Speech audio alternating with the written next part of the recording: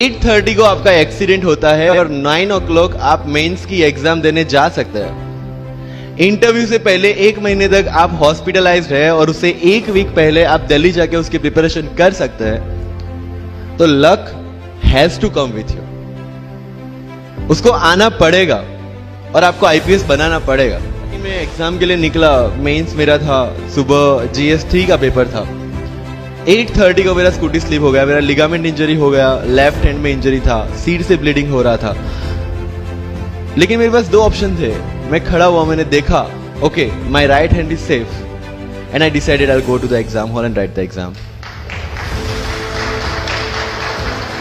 मेरे पास 2 ही ऑप्शन थे, या तो मैं वहां से उठ के रोने लगूं, यार मेरे साथ ही ऐसा क्यों हुआ, मेरा एक्सीडेंट हो गया, मेरा मेंस खराब हो गया और हॉस्पिटल जाओ, या दूसरा ऑप्शन था कि मैं देखूं कि मैं 3 घंटे और सरवाइव कर सकता हूं। हाँ कर सकता हूं। मैं मेंस के लिए एग्जाम हॉल में गया। ये जितने भी फोटोग्राफ्स लगे हैं, सर ने जैसे बताया कि जितने भी इंसान सक्सेसफुल हुए, अगर आप उसकी लाइफ स्टोरी देखेंगे तो कहीं ना कहीं एक मोमेंट आता है जहां पे वो इंसान की जो स्ट्रगल है वो पीक पे हो जाते हैं। वो इस मोमेंट पे आपको डिसाइड करना है कि आपको वहां से यू टर्न लेना है या आपको वहां से आगे निकलना है। इन सब लोगों ने डिसाइड किया कि उनको वहां से आगे निकलना है। एंड दैट इज द फंडा ऑफ लाइफ। सक्सेस उन्हीं को मिलता है जो इस स्ट्रगल वाले मोमेंट से आगे निकलने की सोचते हैं। जब भी आपको लगे कि आपके सिर पे बहुत मुसीबत है, जब भी आपको लगे कि आप हर तरह से गिर चुके हैं, जब भी आपको लगे कि आपके पास कोई ऑप्शन नहीं है, तब एक चीज आप अपने दिमाग में लाइएगा कि यही मोमेंट है जहां से आपकी तकदीर बदलने वाली है।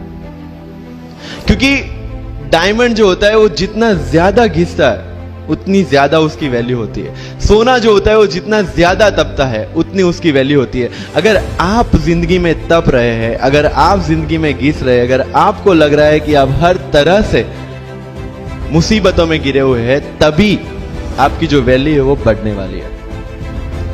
और यही मेरा एटीट्यूड रहा है। लोग बोलते हैं कि तुम्हारी फाइनेंशियल कंडीशन ठीक नहीं थी, पापा इलेक्ट्रिशियन थे, मम्मी हाउसवाइफ थी, डायमंड के कारखाने में काम करती थी, उसके बाद उन्होंने मैरिज में रोटियां बनाने का काम किया और उस तरह से मैं पढ़ा। लेकिन जब मुझे पूछा जाता है कि ऐसी कौन सी चीज है आपकी लाइफ में जो आप बदलना चाहते हो, एंड आई सेड नथिंग। क्योंकि अगर वो चीजें नहीं होती मेरी लाइफ में तो शायद आज आपके सामने मैं नहीं होता।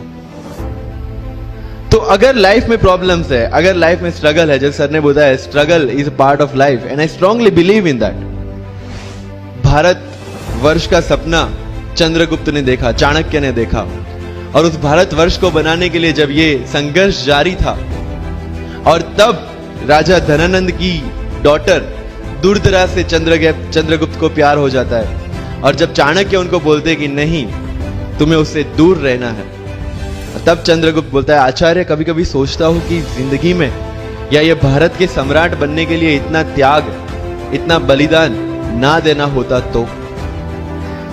और तब चाणक्य रिप्लाई करते हैं तो हर कोई भारत का सम्राट होता। This is the fundamental rule of life.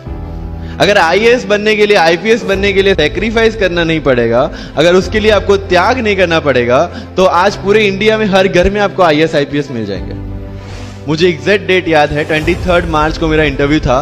20 फरवरी को मुझे हॉस्पिटल में एडमिट किया गया क्योंकि मुझे इन्फेक्शन हो गया था बॉडी में एंड बहुत हाई फीवर था, तो आईवी के अलावा कोई ऑप्शन नहीं था। 1 मार्च को ठीक होके मैंने सोचा चलो दिल्ली निकलते हैं। 2 मार्च को मैं दिल्ली पहुंचा।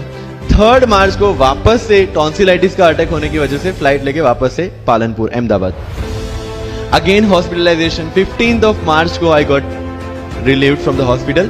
16 मार्च को मैं दिल्ली पहुंचा और 23 मार्च को I gave my UPSC interview. तो 1 महीने का हॉस्पिटलाइजेशन।